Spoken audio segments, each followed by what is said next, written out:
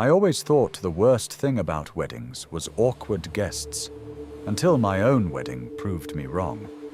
My wife invited her ex-boyfriend to the ceremony, and while he acted polite the entire night, I couldn't shake the feeling that he was paying a little too much attention to us. The strange part is that nothing actually happened during the wedding. It was the gift he brought us the next day that made everything feel wrong. My wedding was meant to be simple. We held it at a quiet coastal resort just outside a small town. Nothing extravagant, just a ceremony on a wooden deck overlooking the water, followed by dinner and music in the reception hall. About 60 guests attended, mostly family, a few longtime friends, and some people my wife, I'll call her Elena, had known for years. And among them was someone I wasn't entirely comfortable seeing that day. Her former boyfriend. I'll call him Adrian. When Elena told me she had invited him, I didn't know how to react. She explained that they had ended things years ago and had remained good friends since. I didn't want to seem insecure right before the wedding, so I said it was fine. But I'll admit, when I saw him arrive at the ceremony, I instantly noticed him. Adrian was polite when he greeted me. Friendly, even. He congratulated us both and told me Elena looked happy. Still, something about the way he lingered nearby during the reception felt strange. Whenever I glanced around the room, I seemed to spot him somewhere near Elena. If she was speaking with relatives, he was standing close enough to listen. If she walked across the room to greet someone, he eventually wandered in the same direction. And when he wasn't talking to her, I noticed him watching her from the other side of the room. I tried to brush it off. It was our wedding day, after all. I had far too many things happening at once to focus on one guest. Photos, speeches, greetings from family members I hadn't seen in years. At one point during the evening, Elena mentioned that he had congratulated her earlier and said he was happy for us. That helped me relax a little. Eventually, the reception came to an end. Guests said their goodbyes, and Elena and I left for the small waterfront hotel where we were spending our first night as a married couple. The next morning, we returned to the house we had recently moved into together. We were still unpacking boxes and figuring out where everything belonged. But it already felt like home. Throughout the day, a few people who hadn't been able to attend the wedding stopped by to congratulate us and drop off gifts. Late in the afternoon, someone knocked on the door. When I opened it, I was surprised to see Adrian standing there. He smiled and said he hoped he wasn't interrupting anything. He explained that he hadn't been able to give us our gift during the reception and wanted to stop by. He also mentioned he was curious to see the new house Elena had told him about. Adrian handed Elena an envelope and a small wrapped package. Inside the wrapping was a plush teddy bear holding a small fabric heart stitched with our initials. It was actually a thoughtful gift. The envelope contained a card and some money as a wedding present. Adrian stayed for about 20 minutes. We showed him around the house and chatted casually and shared a drink in the kitchen. He congratulated us again before heading out. After he left, Elena placed the teddy bear on the dresser in our bedroom, alongside some other gifts we had received. By that evening, we were both exhausted from the wedding and everything surrounding it. We got ready for bed and turned off the lights. At some point during the night, I heard a faint sound. It reminded me of a phone vibrating on a hard surface. I glanced toward the nightstand and saw my phone there, so I assumed it had been a notification and didn't think much of it. About half an hour later, as we lay there talking in the dark, Adrian came up in conversation again. Elena mentioned that he had sent her a message earlier that day, thanking her for inviting him to the wedding. For some reason, that irritated me, and I told her that I still felt uncomfortable with how close they seemed. Elena looked surprised. She said they had been friends for a long time and that there was nothing unusual about it. I explained that I wasn't worried about her feelings. I was worried about him. From what I had seen at the reception, it seemed like he might still be holding on to something. Elena assured me that I was overthinking things. She promised there was nothing romantic left between them. Eventually, I apologized for sounding so serious about it. We both agreed the wedding had probably just made emotions run high. Soon after that, we fell asleep. The next day, Elena told me something strange had happened. She said Adrian had suddenly blocked her on social media. When she sent him a message asking if everything was okay, he replied with a single line, "What do you care? I heard everything." After that message, he blocked her number as well. Neither of us understood what he meant. That evening, we talked about it again while getting ready for bed. And then I heard it. The same faint, buzzing sound as the night before. This time I sat up. The room was quiet except for that brief vibration. I looked around. My phone was still on the nightstand. Elena's phone was charging across the room. Then my eyes moved to the dresser. The teddy bear. For some reason I couldn't stop staring at it. Maybe it was just the angle of the lamplight. Maybe it was the memory of that strange message Adrian had sent. But something about it suddenly felt off. I got out of bed and walked over to the dresser. The bear looked perfectly normal at first glance. Still, I picked it up, and it felt slightly heavier than I expected. I turned it over in my hands, and then I heard it again. That faint electronic vibration. Only this time it was coming from inside the toy. I froze in shock. I carried the bear to the kitchen table and carefully examined the stitching along the back. Elena had followed me in, confused. "What's going on?" she asked. I didn't answer right away. I gently opened a small section of the seam. Inside the head of the teddy bear was a tiny electronic device. It took us a moment to understand what we were looking at. There was a miniature camera positioned behind one of the bear's eyes, a small microphone tucked behind the ear, and a compact transmitter hidden within the stuffing. The realization was unsettling. The bear had been sitting on our dresser since the wedding, facing the bed. That same night, we went straight to the local police station and explained everything. The device was examined and confirmed to be capable of transmitting audio and video. Authorities eventually traced it back to Adrian. In the weeks that followed, legal action was taken for invasion of privacy. A judge later ruled in our favor. Adrian was ordered to pay a significant financial penalty, and Elena obtained a legal order preventing him from contacting us again. After that, we never heard from him. Life slowly returned to normal. But every now and then, Elena and I still talk about that wedding gift. Because it's strange to think about. Out of all the things that happened on our wedding day, there was one thing none of us noticed, a small teddy bear with our initials, and a secret hidden inside it the entire time. Sometimes I wonder what would have happened if we had never heard that faint buzzing sound in the middle of the night.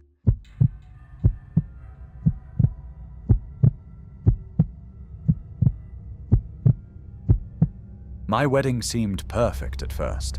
A beautiful stone chapel by the lake, friends and family gathered together. The only unusual thing was my wife's distant aunt showing up with a date none of us had ever met before, but something about him felt off. By the end of the night, that man had quietly disappeared from the reception, and several of our wedding gifts had disappeared as well. But the part that still bothers me didn't happen at the chapel. It all went down a few years ago.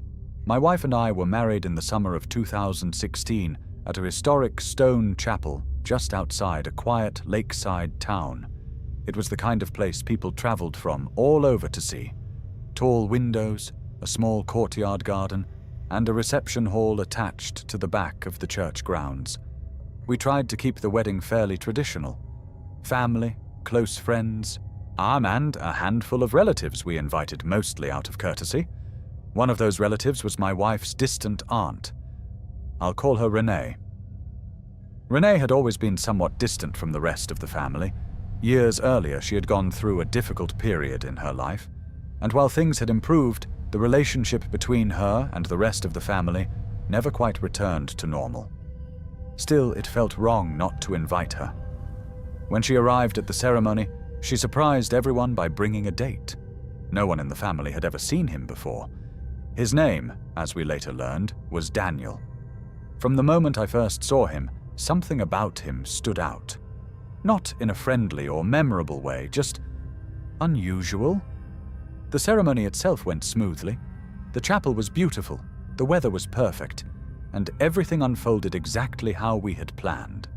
And after the ceremony ended, the wedding party stepped outside to a landscaped garden area behind the chapel to take photos with the photographer.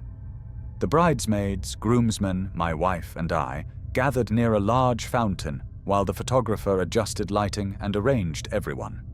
A few family members stood nearby, watching and chatting, while most of the guests had already headed into the reception hall. Among the small crowd watching us take pictures were Renee and Daniel. That was when I first heard his name. Each time someone in the wedding party started laughing naturally, either Renee or Daniel would say something unexpected from the sidelines. Eventually, the jokes stopped landing. Instead of laughter, there were long pauses.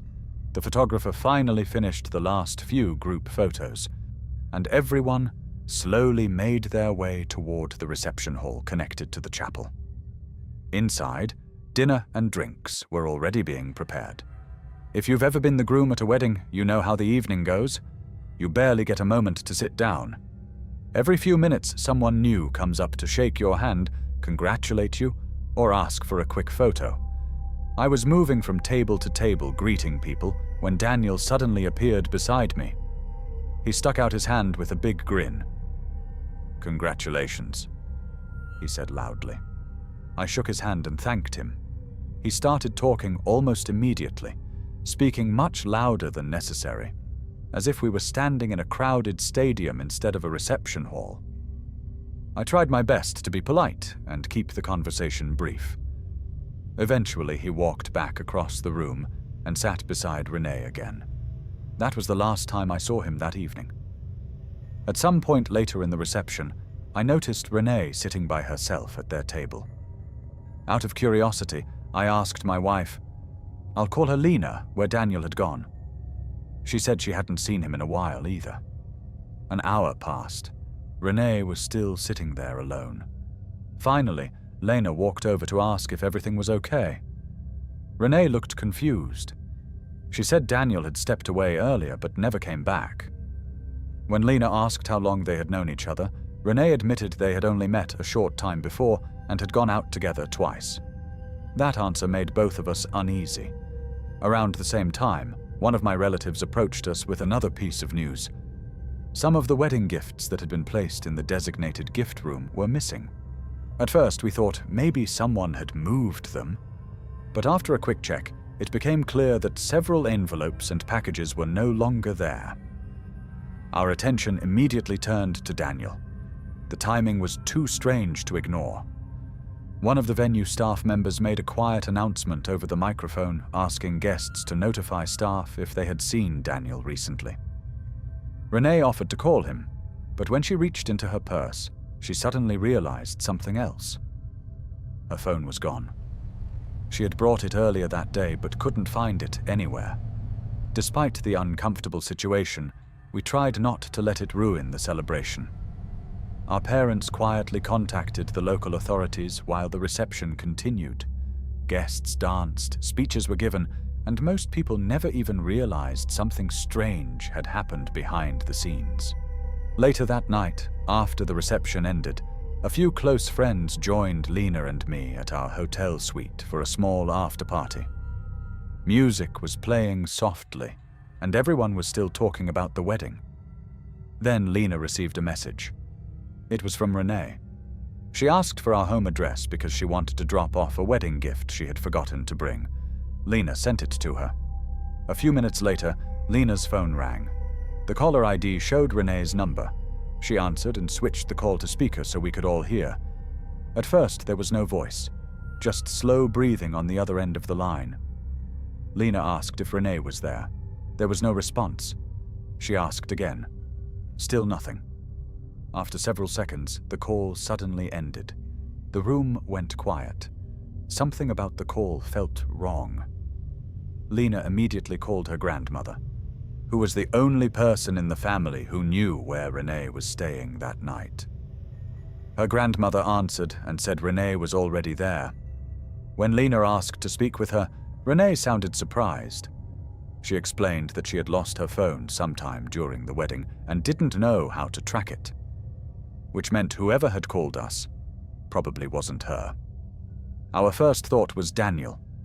The possibility made us uneasy. If he had Renee's phone, then he also had access to the message Lena sent earlier, which meant he knew our home address. The problem was, we weren't there, and we had all been celebrating enough that driving home wasn't a good idea. So we called my father and explained the situation. Without hesitation, he offered to stay at our house that night, just in case. The next morning, we woke up to several missed calls and messages from him. When we called back, he told us something unsettling. During the night, someone had been tapping lightly on different windows of the house. My dad called the police, but when officers arrived and checked the area, they didn't find anyone nearby. Later that day, Lena and I went to the police station to provide the information we had about Daniel. Unfortunately, without clear evidence or camera footage from the gift room, there wasn't much they could do. Renee later told us that earlier in the evening she and Daniel had gotten into an argument. He believed the family didn't like him and felt that he wasn't welcome. After that, he walked away and never came back. That only made the entire situation feel stranger. We never saw Daniel again, and none of the missing gifts were ever recovered. Even now, years later, I still think about that wedding day. Because of all the memories, there's one thing I remember most clearly. A guest who arrived as someone's date, a man who slowly disappeared from the reception, and the quiet sound of someone tapping on windows in the middle of the night, long after the wedding had ended.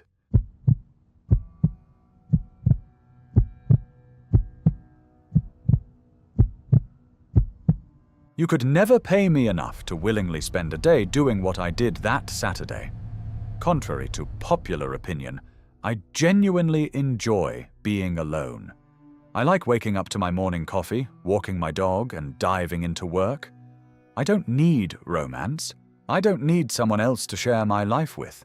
And I certainly don't need to be cornered into awkward conversations with strangers at some friend's wedding. Yet there I was, standing in the grand ballroom of the Willamere estate, attending my longtime friend Claire's wedding. Claire had been my friend since we were toddlers. Our parents had grown up together, so naturally, so had we. For once, I actually wanted to be there. I liked Claire, and I wanted to celebrate her day. But I had no idea what was waiting for me. The ceremony itself was beautiful. White roses lined the aisle. The light from the stained glass windows painted everything in soft pastels, and Claire looked radiant. For the first time that day, I almost forgot my usual dread of weddings. Then the reception began. As soon as the guests moved into the grand hall, I was immediately cornered by well-meaning friends who insisted I meet someone. I tried to politely decline, but it was impossible to avoid. People kept introducing me to men I had no interest in. They all smiled, extended hands, and tried to make conversation, but my mind was elsewhere, and I felt trapped. And then there was Ethan. From the moment he was introduced, something felt off. He didn't give a warm smile. He didn't laugh politely. He just watched me. And the more I tried to avoid him, the more he seemed to appear wherever I went. I tried every strategy I could think of. I ducked into corners. I hid by the dessert table. I even spent a solid half hour in the restroom, hoping the crowd would thin. But the moment I stepped back into the hall, he was there, waiting, quietly, smiling just enough to make my skin crawl. At first, I tried to ignore him. I told myself he was harmless. Maybe he was shy. Maybe he didn't know anyone else. But he didn't act like a shy person. He followed, he lingered, he observed, and then he started talking. "Do you mind if I tell you something about yourself?" he asked, leaning slightly too close. I shook my head firmly. "No, thank you. I know myself just fine." He ignored me. "I can tell you so much about who you are. You don't even realize your potential." I laughed nervously and tried to step away, but he matched every movement. He started going on about empathy, and about how he could sense my emotions, about how I could be a different person if I only listened to him. It was unnerving. The way he talked wasn't just persistent, it was invasive. And the more he spoke, the more I felt exposed. He wasn't just trying to chat, he was trying to get inside my head. Hours passed, the reception went on, music played, guests danced, and people toasted the newlyweds. Yet Ethan never left.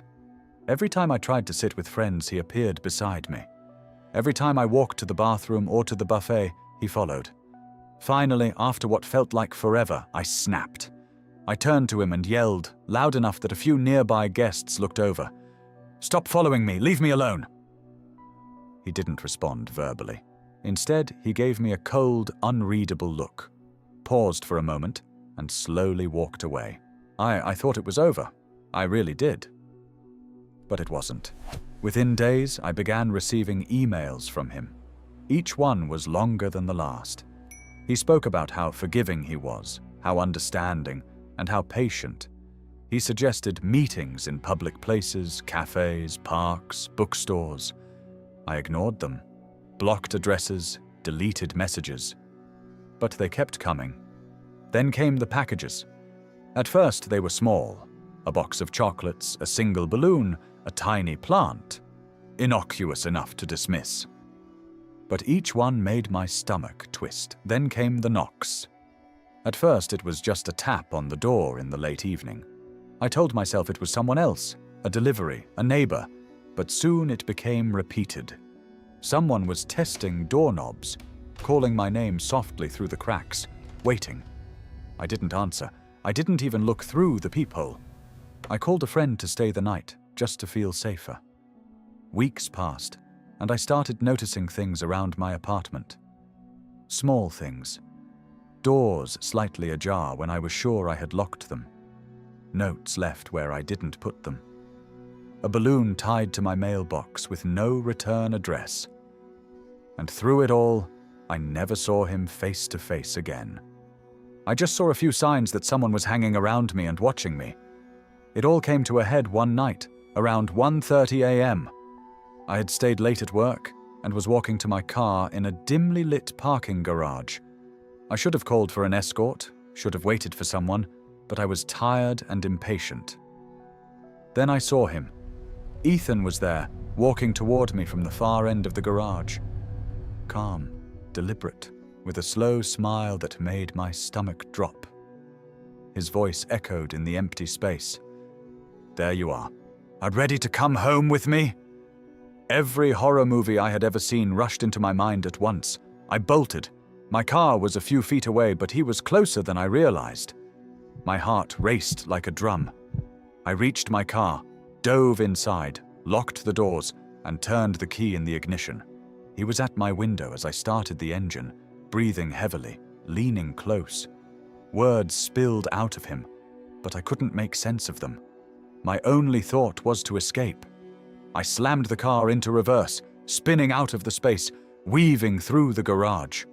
I could see him trying to follow, but the cars and the distance slowed him enough for me to get away. My hands shook as I floored the gas pedal toward the nearest police station. I never imagined that attending a wedding could lead to this kind of nightmare, and all I wanted was to celebrate my friend's happiness and leave. But instead, a single person had turned what should have been a joyful evening into months of fear, anxiety, and sleepless nights. I reported everything to the authorities: emails, messages, packages, the late-night encounter, every detail. Ethan was eventually tracked down and removed from my life legally. But even now, years later, when I hear the faintest tap at the door or see a shadow out of the corner of my eye, my body remembers that day. Because weddings are supposed to be celebrations of love. But sometimes they're also the place where strangers creep in, where obsession blooms in plain sight, and where a single encounter can change your life entirely. I still love Claire, and I'm glad I attended her wedding, but I could never ever pay me enough to willingly put myself in a situation like that again. And that brings us to this end of this video. Let us know if you have any horrifying experiences that you'd love to tell. Also, like this video and subscribe to Deep Horror for more chilling tales like this one's.